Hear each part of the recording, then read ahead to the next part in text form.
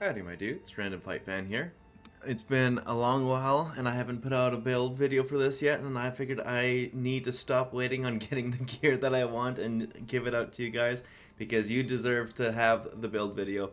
As it stands, this is really easy to put together. It's very cheap. I just recently got this Tangletongue, which is a high roll on it, which is by far the most expensive thing I have. If you take out the Tangletongue on here, the entire rest of my build is about 3 divine, with this Beacon of Aziz, and this semi-decent chest piece being by far the most expensive pieces. I don't think I spent any more than 30 exalt on any given item. And so this is very easy to put together, and I am very easily clearing through tier 15, tier 16 maps. I even have gone through and gotten all the bossing nodes. That means I can do tier 18, and I didn't really have any issues with any of the bosses, any of the maps. And all of this with still completely disgustingly scuffed resistances.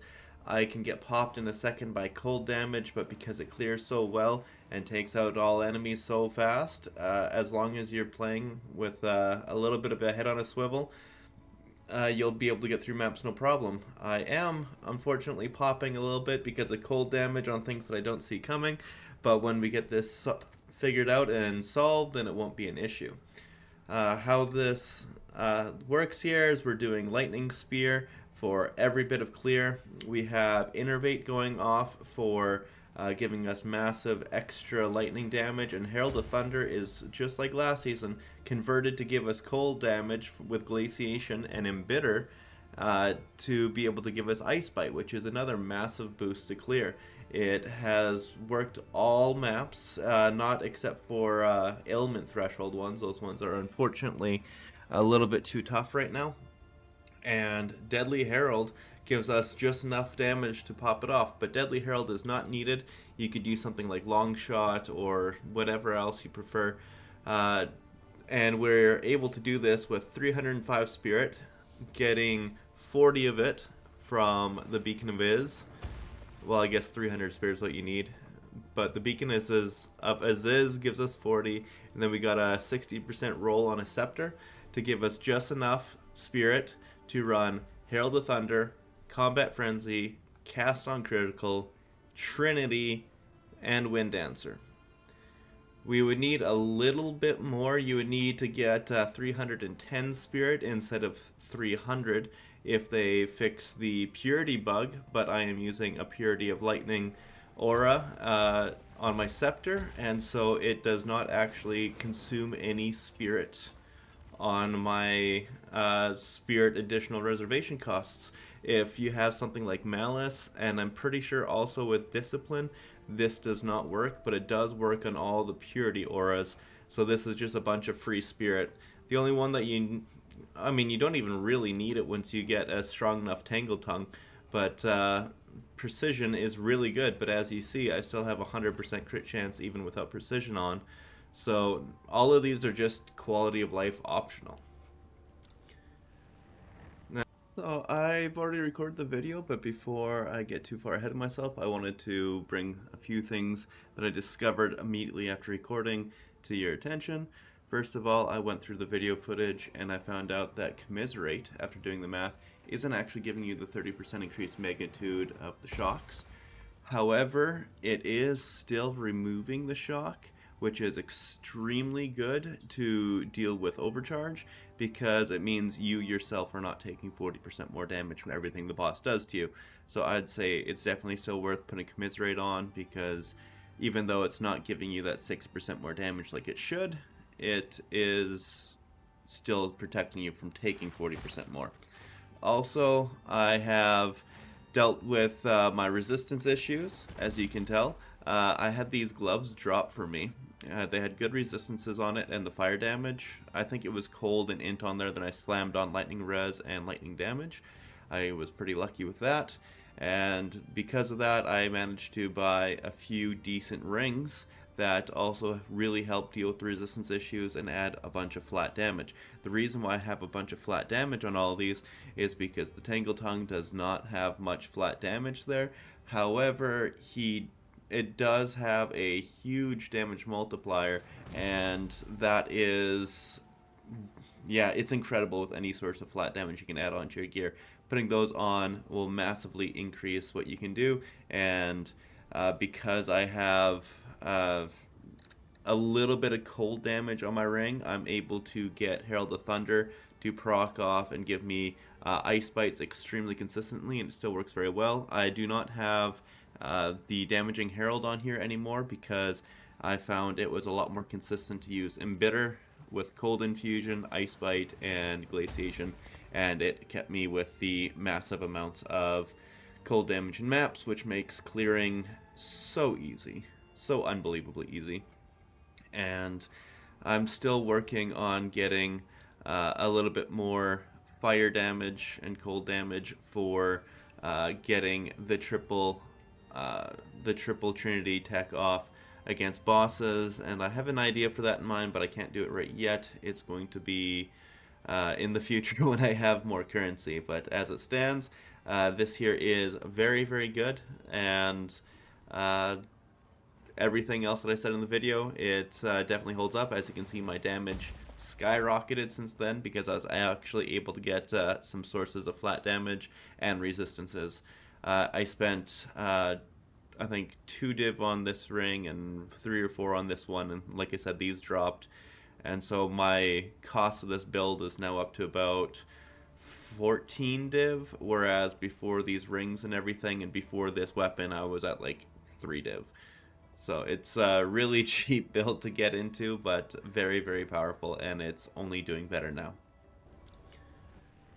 Now, for infused weapon, this here is our utility skill that helps us bring up damage on bosses.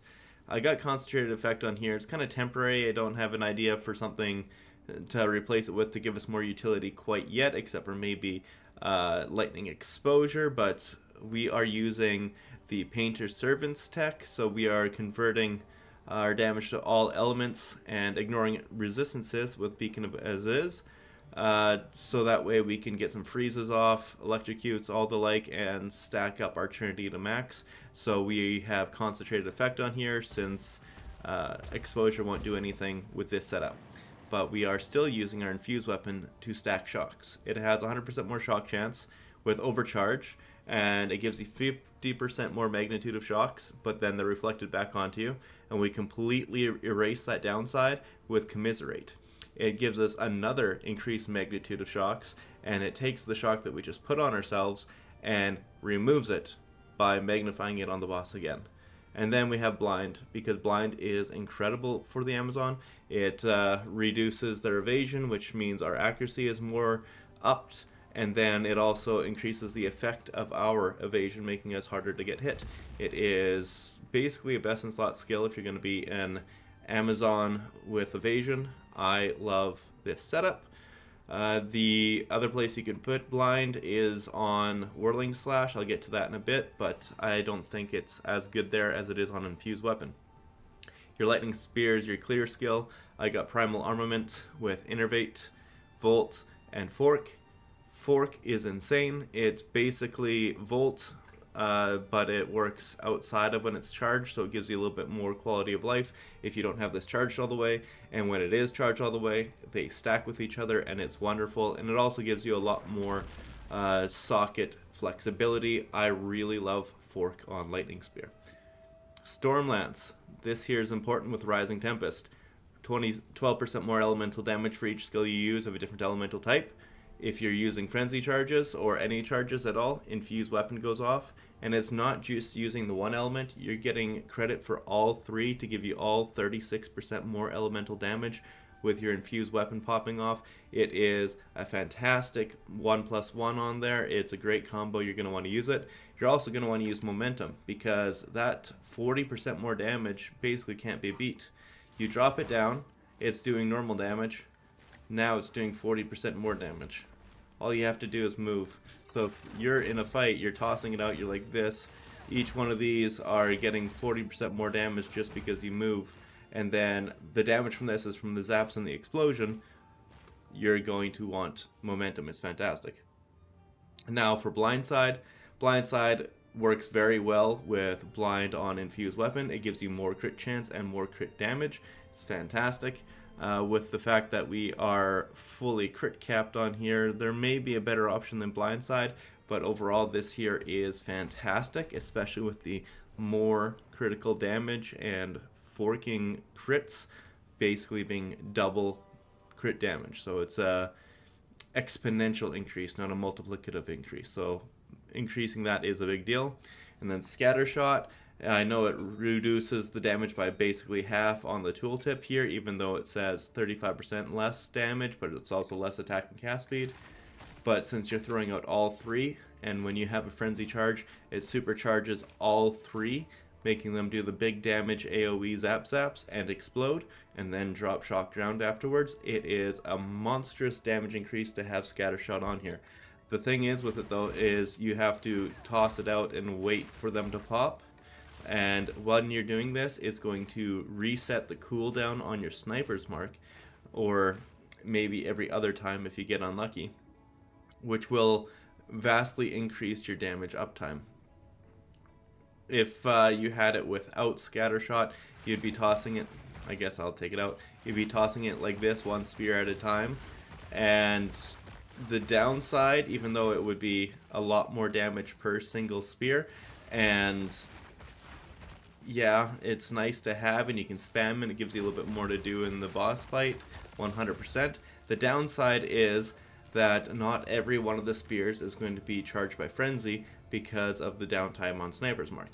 And now you're thinking maybe just put in a second sniper's mark. Unfortunately, you can't do that. I tested this. I put one manual, put one in cast on crit, and they share cooldowns. And then when I put two on cast on crit, it only cast the one, but then it made it take twice as much energy. It was very bad. You can only have one sniper's mark. It's very unfortunate. Now with Herald of Thunder, you're going to have Deadly Herald, but if you don't have the extra spirit for it, you're going to use probably Longshot. Yeah, right here, Longshot. Honestly, I'm just going to put Overextend in over Blindside right now, because Overextend here, even more critical damage bonus, is probably better for me since I don't need the extra crit chance right now. But if you don't have fully capped crit chance like I do, with your Stormlance and everything else, you can afford to get something like Overextend in there for more crit damage. Lightning Infusion would be good if we didn't have Painter Servant's Gloves, but I will let you know what to do without this idea in mind, because I like this. I do really like this, but it does have downsides of, you know, going with a certain build path where you're focusing more on ignoring monster elemental resistance, but the other alternative is to penetrate. But yeah, with Herald, Glaciation, Embitter, and Ice Bite, it works extremely well to freeze mobs all over the place and give you Ice Bite charges. And when you have Ice Bite, and even sometimes when you don't, your Lightning Spear, because it's converted 30-30-30, is doing just enough damage with your forked Tangletongue to freeze enemies and give you a lot of support and sustain by just not getting smacked in the maps. I would not recommend losing Herald of Thunder though, because this is a great way to activate those extra damage nodes. And when we get this 6th slot unlocked, we'd be putting Innervate into Herald of Thunder and then putting another damage node into Lightning Spear. Not concentrated effect though, because that unfortunately feels really bad. It reduces the chaining range of Lightning Spear and it just does not work. We would probably put in Deliberation or potentially Longshot, depending on how we're feeling. Since I can use Deadly Herald, I'll probably put Longshot in Lightning Spear. And then for Stormlance, either putting in Blindside back in there or Deliberation. One of those two. They're both going to be good. I like it a lot. There's other options, but that's just what I have in my mind right now. Combat Frenzy, simple, just put Perfusion in there. If we had 6 slots on Cast on Critical, you could even put Perfusion into your Cast on Critical so that your Sniper's Mark gives you more bossing uptime, and then this here also works in the maps a little bit. We have Impetus and Inspiration, so it costs less and you get it faster, but Ingenuity is really important. It changes your Sniper's Mark cooldown from 1 second, or sorry, from 2 seconds to 1.5, and it works inside your Cast on Critical. It's very important to have, otherwise you will have that downtime on Cast on Critical. Now, Whirling Slash is interesting. I got Font of Range, Font of Mana, and Rage. The reason for that is because, as you can see, when you do it, it causes a whirlwind, and Font of Rage is objects you support give you rage within 3 meters of it. I found out this worked with Whirling Lance as well, but when you get close to it, it pops and it didn't feel good. But Whirling Slash, you can charge up your rage to full, and then you can even move the wave around. So if you're needing the rage right before like a big Zesh fight or something, you'd go in. The downside is when you pop out, it drops right away.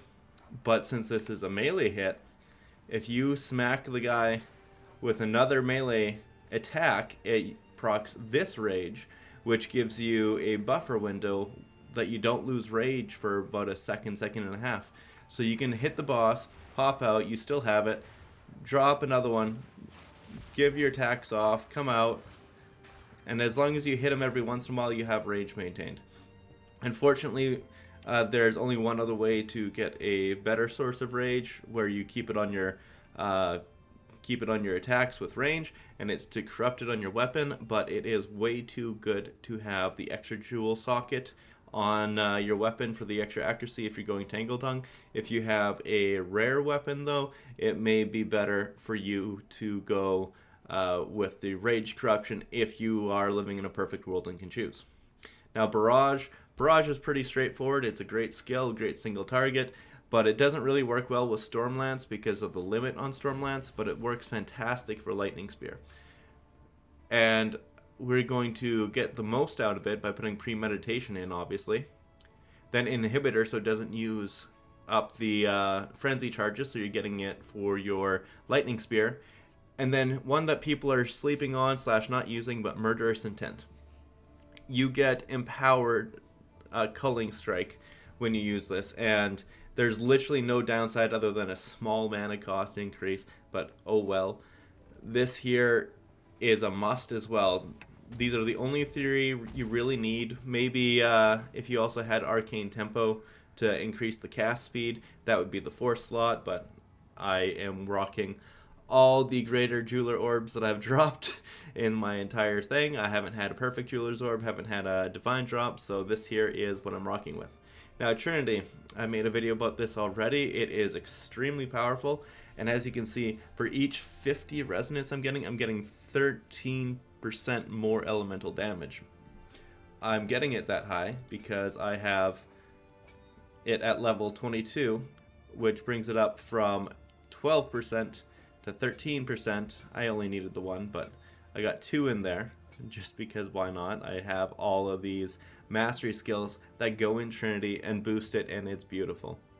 You could technically corrupt this plus 1 level, and if you put all 3 in to level 24, which is the highest endgamey way of improving this, then you would be able to get 14% more elemental damage per 50 resonance, which, how I have this set up, it will give me 4 ticks of it, because it will be maxed out on 1 resonance at 100, and then the other 2 will be around like 90 something, almost all the time during a boss. So this is giving me 52% damage.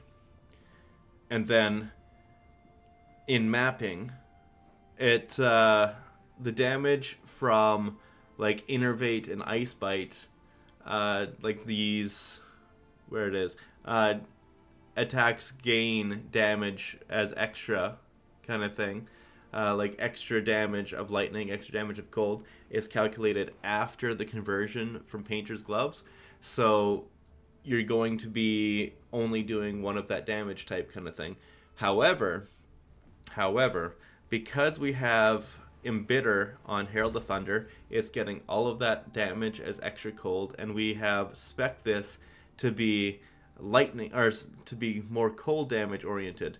It doesn't really care about the first initials. Is going to get a little bit of cold damage, but Innervate will pop off and jump up that cold. Glaciation and everything will pop off, even if it doesn't have the buffs, because it's 30 30 30 or 33 33 33 elemental conversion.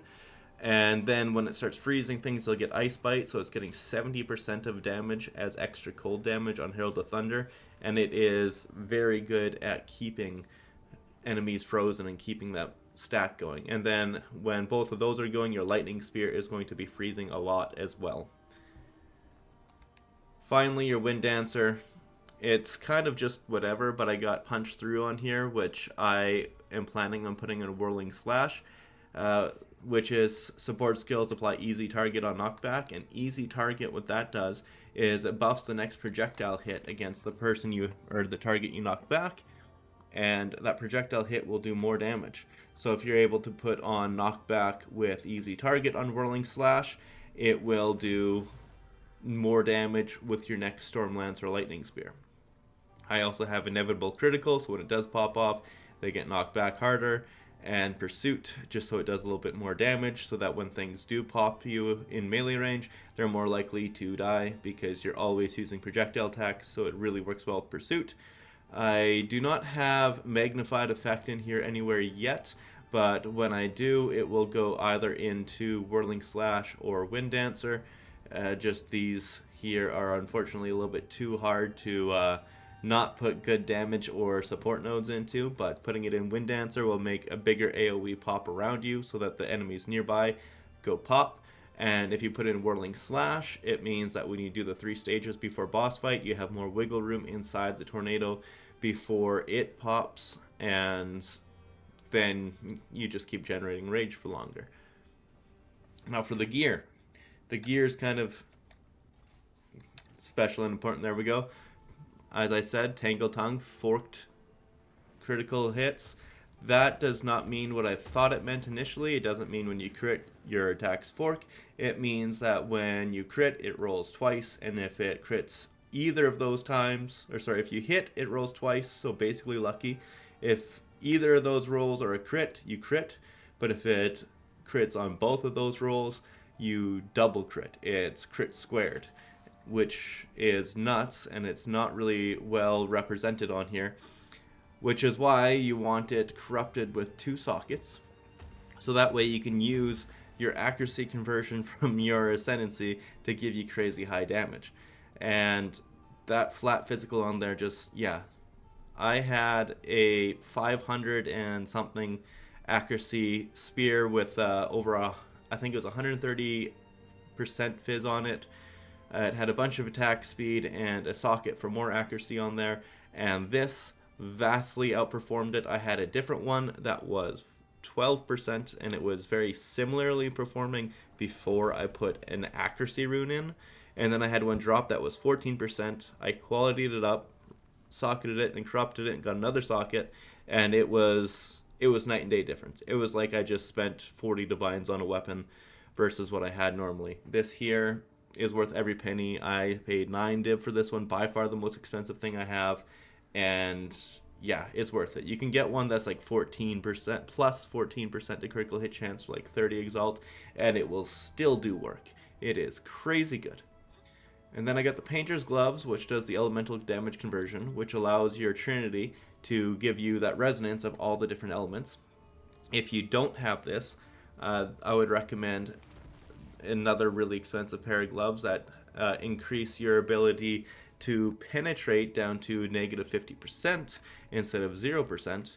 And then if you do that, you would obviously come up here and take like Expose the Storm and get all these penetrate nodes. I took off all the penetrate nodes on the tree, and I didn't have exposure on infused weapon, and I don't have penetration anywhere because of Beacon of Aziz. This means your critical hits ignore enemy elemental resistance, and as you saw before, thanks to Tangletongue, we are always critting, so all monsters have 0 elemental resistances. It doesn't mean we set it to 0, and exposure would do more. It means that we ignore whatever it is, but if we wanted to go below that, we would have to go well below. And then if we went negative, I'm pretty sure this means, because it's elemental resistances, not non-negative elemental resistances, it'll just set everything to 0. So you wouldn't want to go that path with Beacon of Aziz, but this is a very good budget way of getting crazy high damage. Then for your scepter, I like using a purity one because of the lovely little glitch that GGG needs to fix, where it does not use the spirit of your spirit supports, and then it helps you get up to 300 spirit with Beacon of Aziz. That allows you to put in all the support skills and use Deadly Herald for Herald of Thunder just to remove socket pressure. So that is your gear. Obviously, there are other options, like there is the, I will pull it up right now, there is the Crown of Eyes helmet that you could use if you wanted to have a little bit more energy shield on here, but I'm trying to stay away from energy shield at this moment, even though it's a fantastic defensive layer. It's just I have a different idea in mind, and we're going to see if that works or not. But if you have the Crown of Eyes, it increases and reductions of spell damage also apply to attacks. It works really well with Beacon of Aziz as well, because you're going to be using a focus that does you gain extra spell damage equal to your spirit, and that combo gives you a pretty ridiculously high amount of increased damage. It's very, very good. However, I prefer not to go that method because it is even more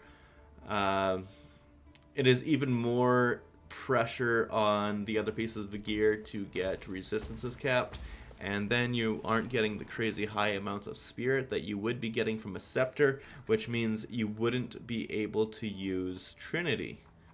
And like I said, Trinity is giving me 52% more elemental damage, and all my damage is elemental, so I prefer this way. There's also the Lycosage shield. I had one, but it is gone now. I will pull it up as well. Lycosage Rampart Tower Shield. This here was fantastic for a while. I used it for about 2 hours though. Your accuracy rating is doubled, which works very well for the Amazon Ascendancy, but is very quickly caps out and isn't needed. It straight up just gets ignored after a while. It doesn't give you really any damage, any effects, because you get it through the other aspects of your gear, like you're getting the crits from the Tangletongue, you're getting the accuracy from the tree, you just don't need it. And I noticed very quickly that I just wanted to go back to Scepter, and I did. And finally, I guess the other idea in mind is this here, the Hari's Ire. This here is what I plan on using going forward if I can get it. The reason why is because it works very similar to Acrobatics, except for it doesn't have the 75% less evasion rating. It does mean that if you do get hit though, because it says can evade all hits if you have not been hit recently, so if you do get hit, you're able to get hit by everything else afterwards. So rapid fire attacks can still take you out, but the one shots that I keep getting popped to, like the invisible on death AoEs that just infuriate me and frustrate me to no end, they are basically a non-factor with Hari's Ire. And finally, there was also the Coming Calamity chess piece. I made a video about that, or will make a video about that, depending on when this comes out. And it is fantastic on paper, but you feel like a glass cannon, and unfortunately it's too glitched, and I'm not going to use a chess piece that just does not work half the time. Now, let's go over the skill tree here. So we skip these nodes to save a few points. We save 1 passive point here, and we save 3 passive points here to put them elsewhere along the tree, and it's very much worth it, especially since It is so hard to get enough dexterity to wield everything. It is well worth the cost of 26% increased attack, some accuracy that we don't need, and like, yeah, the projectile damage would be nice, but we don't take advantage of the big main one, except for like maybe boss fights if you hit with the whirling slash at the very start. Not needed, but it is an option. We come down here, we skip primal sundering, and we skip precision salvo. I went over having these in the early guide, and 100% you should take those early on, but when you start getting a little bit better gear, even better than what I got because I got crap gear, you will not need these at all. You don't need much attack speed for this build because you're getting most of it through Falcon Dive, and you don't need the pen at all. It does nothing for you. So this is 4 decent little travel nodes, but 1 almost useless main node that there's no point going for. We definitely go for Cook though, because it is a ton of critical damage bonus. I know the reduced global defenses sucks, but we're going to deal with it, and obviously if you can get to level 90, you are fine. You come up here for escape velocity for a bunch of evasion rating and movement speed. I am using Catalysis right now because the Fizz is converted to a random element. I probably should take this off right now because, like I said, 27% cold res, and if it gets converted to cold, I'm just dead. Coming up here, I like Maiming Strike. Keeping things slow is good, but this here is definitely not necessary. If you wanted to swap those for Stand and Deliver for your early fights on the bosses, it is a big damage boost. This is a really big damage boost against bosses, and you'll probably actually enjoy it more than having this little bit of Maiming Strike. But this here is still a nice node for defensives. I will probably be swapping to Stand and Deliver and dropping this in a little bit. But best case scenario is I could just have both of them. Then you'd come down here. You'd get the quarterstaff node, or not quarterstaff, the spear nodes, which are pretty good. You may not even want to take one of these 3% increased attack spears with spears. Just go accuracy rating when you're leveling up, but right now this is the way. I am keeping acceleration because the movement speed is quite nice, and Falcon Dive is ridiculously efficient for this. 1% increase attack speed for 250 accuracy, and we come out here with my Stormlance, we'll see that I have 6200 accuracy. Essentially, that is so much attack speed. You continue down here and you go down to Tainted Strike because it is incredible.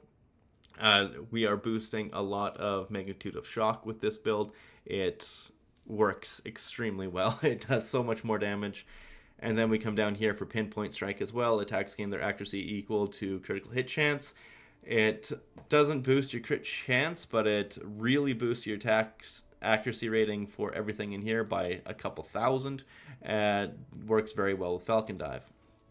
We come up here, we're getting Coming Calamity. Actually, I should probably drop this now. These 3 nodes are not necessary. We're going to fix that right now because with the Painter's Gloves, it is only doing a third of effectiveness because we're only having Herald of Thunder. I had this on initially when I had the chest piece, the Coming Calamity chest piece, that gave all 3 heralds. That's what I thought I was going to be using it with, but it is no longer effective. We're coming down here taking Stand and Deliver. Glad I saw that. Now we'll come up here, we'll get all this crit damage, crit chance, come up and around. You don't want this one, you want this one because it's 15% crit chance instead of 10. We're coming up here for the enhanced reflexes for the increased dex, which really vastly helps us get our points. And then Bestial Skin to go with the big evasion chest that we have to give us 78% evade chance right now. It could potentially go a little higher. I got 1 jewel with evasion rating on it, but we'll go after that after. We're coming up here for Throat Seeker. I got it on both sides just because I had an extra point and didn't know what to do with it quite yet. But extra crit damage is always going to be incredible because we are doing not multiplicative crit damage, but exponential crit damage. We're coming up here. We unfortunately have to take Careful Assassin because, I mean, I know there is the Omen Scepter that gives you critical weakness, but it is not worth it, and so we will just take Careful Assassin, we'll take the reduced critical damage, and we will use this to cap our crit chance. It's super worth it. We come down here and around to get all these crit nodes. This one here I wouldn't have taken normally if we didn't need it to get to maximum crit damage, or 100% crit chance on both the original hit and the forked hit. If you had a little bit more crit chance than I do on your sockets, on your jewels I mean, because I only have this one here is crit damage and evasion rating. This one here is my only critical hit chance one, but it also comes with magnitude of shocks, attack damage, and attack speed. It's wonderful. This one here is also pretty great, but as you see, I don't have much crit chance on my jewels. If I had one more with a crit chance, instead of coming down here for critical strike, I'd come up here for another 20% increased damage. Now that is the tree, that is the skills, that is the equipment. I will have video playing this whole time of showing roughly how this works. It works very, very well. I'm hoping to get a Zesht on the video. We will see if I can buy a Breach Stone.